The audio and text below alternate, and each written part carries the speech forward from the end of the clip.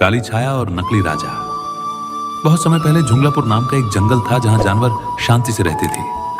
सबका एक राजा था, राजा सुल्तान, एक बूढ़ा पर समझदार बाघ। वह सबकी सुनता था और न्याय करता था। लेकिन एक रात जब पूरा जंगल सो रहा था, एक काली छाया पेड़ों के ऊपर से उड़ती हुई आई। उसकी आंखें लाल थीं और उसके पंख चमगादड़ जैसे। उसने जंगल के आसमान पर मंडराते हुए कहा, अब इस जंगल का असली राजा मैं बनूंगा।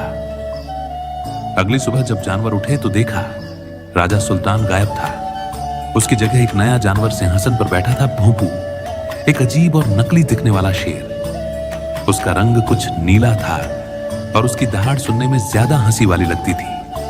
भोंपू ने ऐलान किया, अब जंगल का राजा मैं हूं और जो न माने उसे छाया निकल जाएगी। सब जानवर डर गए। एक ही जानवर था जो नहीं डरा, एक छोटा सा सियार बच्चा, नाम था टिकू। छोटा, पतला, मजाकिया, लेकिन तेज दिमाग वाला। टिकू को यकीन था कि कुछ गड़बड़ है। उसने अपने दोस्तों को बुलाया, मीरा मैना जो हर गुप्त बात उड़ते हुए सुन लेती थी, गुब्बू भालू जो थोड़ा धीमा था लेकिन बेहद ताकतवर, और छिपी कछुआ जो कम बोलता था पर सब कुछ नोट करता था। टिक्को ने कहा, राजा सुल्तान ऐसे बिना कुछ कहे नहीं जा सकता और ये भोंपू मुझे अजीब लग रहा है। चारों दोस्तों ने प्लान बनाया। वो आधी रात को महल के पीछे वाली सुरंग से अंदर जाएंगे। रात आई, जंगल में सन्नाटा था, लेकिन छाया अब और भी गाढ़ी हो गई थी। जैसे जैसे वे सुरंग में घुसे, अजीब आवाजें गूंजने लगी। हट जा, लौट जा, राजा अब मैं हूं। लेकिन टिको आगे बढ़ता गया, मीरा उड़ती रही, गुप्पू धक्का मारता गया और छिपी सब देखता रहा। अंदर पहुंचकर उन्होंने एक गुप्त तहखाना देखा और वहां राजा सुल्तान बंधा हुआ था। सामने खड़ा था असली भोंपू, लेकिन अब वो चमगादड़ में बदल गया था। टिको चिल्लाया, तू शेर नहीं, तू तो अंधेरे का जीव है। भोंपू हंसा, मैं अंधेरे से बना हूं, डर से पलता हूं, और तुम जानवर डर के मारे मेरे गुलाम हो जाओगे। लेकिन तभी टिको ने मीरा से कहा, अब गाओ जोर से। मीरा ने अपनी तेज आवाज में एक ऐसी धुन गाई जो चमगादड़ों को असहनीय लगती है। भोंपू चीखा, उसकी छाया टूटने लगी।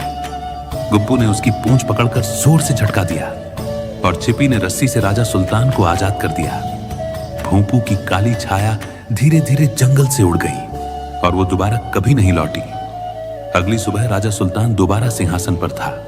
उसने ऐलान किया, अब से जंगल का रक्षक एक नन्हा सियार होगा, टिको। सारे जानवर चिल्लाए, जियो टिको, जियो छोटा हीरो।